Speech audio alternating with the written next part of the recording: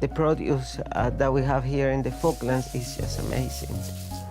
The emphasis is on the ingredients, you know, so we showcase the fish, the lamb, the beef.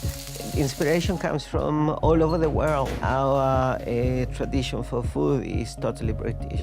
There are some ingredients which you use from South America, and it's a good combination and a certain fusion going on there. Smoko is a traditional fair that started years ago when the farmers, workers, etc. would stop mid-morning and have a cup of tea, cake and a smoke. So it's sort of Smoko, stop for Smoko, came from there really.